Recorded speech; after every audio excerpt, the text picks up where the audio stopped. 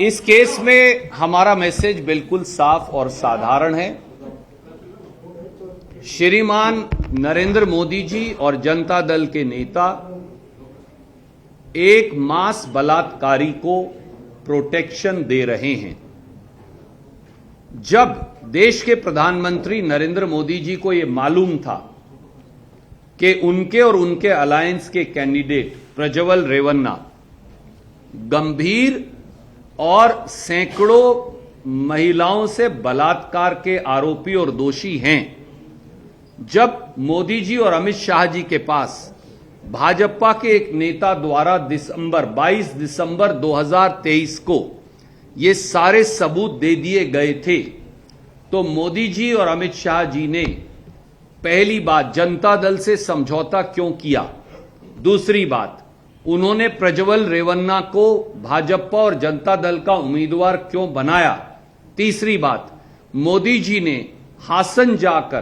प्रज्वल रेवन्ना को के हाथ पकड़कर उसके हाथ उठाकर ये क्यों कहा कि प्रज्वल रेवन्ना की जीत में ही मोदी को ताकत मिलेगी, चौथी बात प्रज्वल रेवन्ना के बारे में ये सब जानते हुए मोदी जी, अमित शाह जी, भाजपा और जनता दल ने ये बात क्यों छुपाई, पांचवी बात प्रज्वल रेवन्ना को जब वो देश छोड़कर भगोड़ा हो रहा था, भाग रहा था, तो क्या मोदी जी के विदेश मंत्रालय को, पासपोर्ट कंट्रोल को यह मालूम नहीं था कि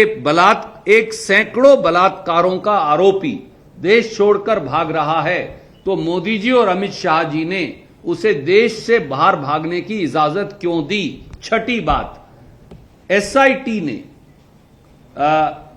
सीबीआई को यह लिखा, मोदी सरकार को यह लिखा कि वो कहां पर है भगोड़ा, उसे वापस लाया जाए, आज तक मोदी जी और अमित शाह जवाब क्यों नहीं देते। आठवीं बात मुख्यमंत्री जी ने यह लिखा प्रधानमंत्री को कि प्रज्वल रेवन्ना का डिप्लोमेटिक पासपोर्ट कैंसिल किया जाए, आज तक क्यों नहीं किया। नौवीं बात हमारी एसआईटी ने सीबीआई को यह लिखा कि इंटरपोल को बोलकर ब्लू कॉर्नर नोटिस जारी किया जाए ताकि वो वापस हमें पता चले कि वो किस देश में हैं, आज तक मोदी जी ने ये क्यों नहीं किया। और 10वीं बात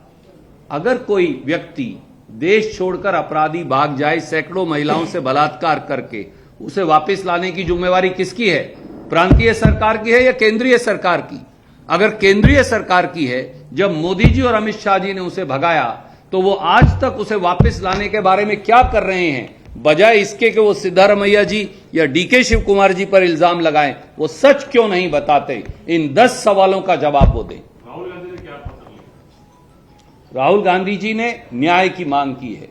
और राहुल गांधी जी ने मुख्यमंत्री जी को ये लिखकर अनुरोध किया है कि ऐसा व्यक्ति जो इस प्रकार की मानसिक विकृति से ग्रस्त हो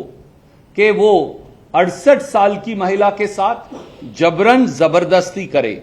और 1 नहीं, 2 नहीं, 5 नहीं, 100 नहीं, 200 नहीं, 3-3 हजार वीडियोज हों सैकड़ों महिलाओं से बलात्कार के, अलग अलग आयु के, और फिर उनमें से एक महिला को